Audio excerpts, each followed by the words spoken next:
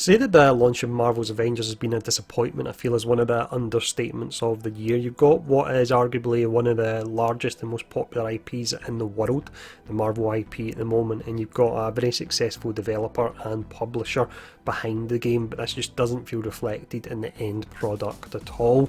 Now, the game has been out for close to 5 weeks.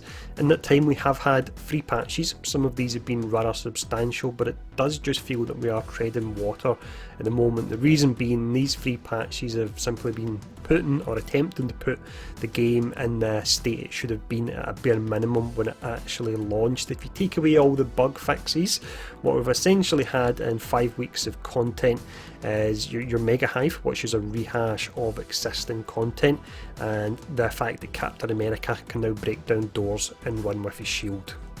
So whilst I am a big fan of the quality of life change with Captain America, it's simply not enough to keep players entertained for this length of time, and this is really reflected in the one player base of the game that we can accurately track. That is the PC player base. We can track that via Steam charts. Now at the moment the numbers for the game are almost as low as Marvel Heroes in the final month before it actually shut down, and I'll actually bring up some screenshots of that in a moment just to back all that up.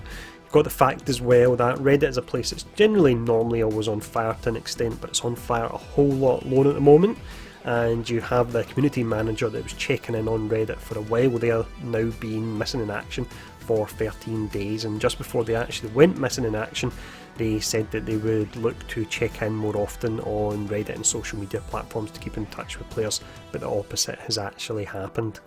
Now, despite this incredibly disappointing start, I've seen some people start to build hype about the content we will be getting for this month, and at the moment I feel that is slightly misplaced looking at the history of the game so far. Yes, we have 3 pieces of content coming out. We have the Cloning Labs Substation Zero, and we also have the Taken Aim campaign where Kate Bishop will be featured in that, so that does sound pretty nice.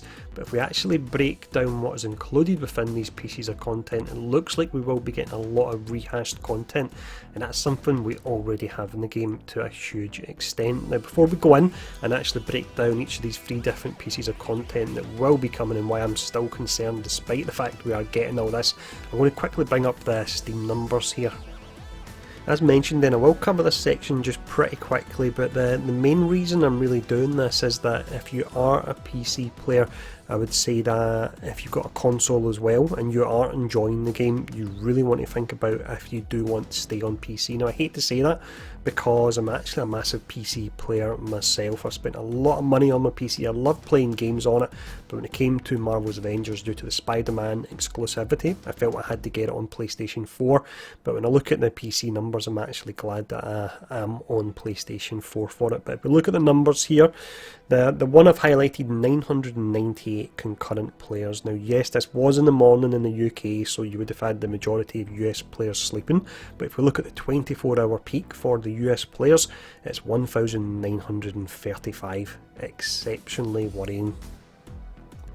Looking at the actual position for Marvel's Avengers on the Steam charts, it's coming in at 261, which is just crazy after only 5 weeks, a AAA game under the Marvel IP, and you've got legendary games such as Soda Dungeon 2 above it. Now, I know no doubt there'll be somebody in the comments below that says Soda Dungeon 2 is great, but it still shouldn't be beating a game like Avengers.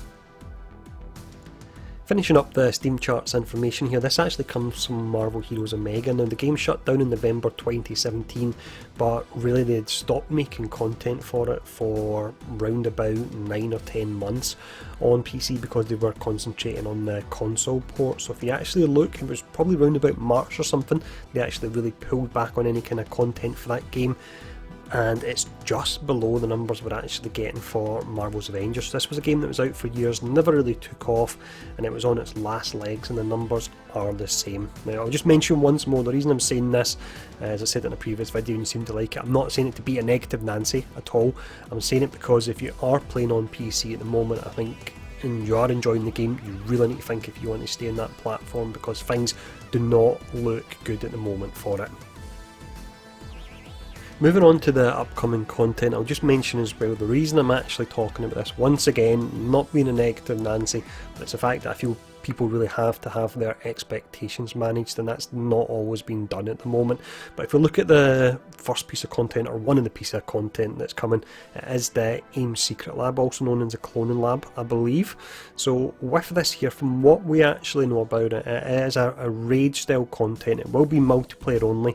From the last war table, they confirmed it will only be available at the weekends. You can only complete it one time, which is absolutely crazy for a game that is content starved. And that show content in it is going to be rehash content we've already seen. You've got some screenshots here. You can see it's the same corridors we're going through. It's the same enemies we're fighting. From speaking to someone on Twitter, the puzzles are very similar to the puzzles we actually have in game at the moment.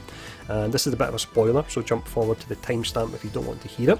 But the actual boss when it comes to the AIM Secret Lab will be potentially up to 4 abominations. So yes, we're going to see Abomination yet again. Just simply unbelievable. But this is just to temper your expectations in regards to this raid. It's going to be the same mechanics, same enemies, it's going to be the same locations, it's going to even be the same boss as well.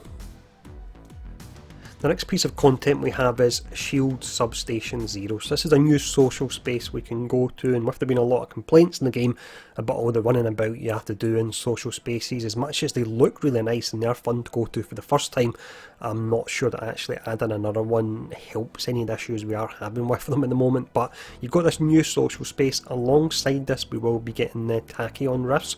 From what I've seen in the war table and what I've heard as well, it will be existing levels. There is a modifier within those levels, and you'll get the sky change, and you'll get lightning coming down, and when a Tachyon Rift is active, what it means is when you get into that level, you get a timer that's actually counting down, and if you defeat enemies, they may drop orbs that allows that timer to add additional time to it. So it's essentially a DPS check of sorts, but it will be, again, the same enemies, and it's going to be in the same locations once again. The final piece of content is one that I do feel we are safe enough to get relatively excited about. I say relatively excited because it'll be 2 archers, we're getting one after the other, which is just really pretty odd. But it will be Kate Bishop and the Taken Aim campaign. Now it's going to be the same enemies. We can see it's aim bots we'll be going up against. In one of the war tables we did actually see a new screenshot of a location, so it looks like, fingers crossed, we will be getting a new location with that. And I suppose they've also said as well that new heroes will come with new bosses, so if you put that all together, you've got some new locations, new bosses, and a new hero to learn as well, so that does certainly help out. But I really do feel that expectations do have to be managed here, and not to get too hyped. At the moment with the game, I would say go in with low expectations, and then hopefully you'll be pleasantly surprised, because as it's been leading up to launch, so many people have been hyped, and I think so many people, including myself, have actually walked away disappointed. But let me know what you think about all this in the comments below. I'll say it once again, am I being a negative Nancy, or is there some grounding in actually tempering your expectations in regards to the game and the upcoming content? And thanks for tuning in, stay safe, and I'll see you all again soon.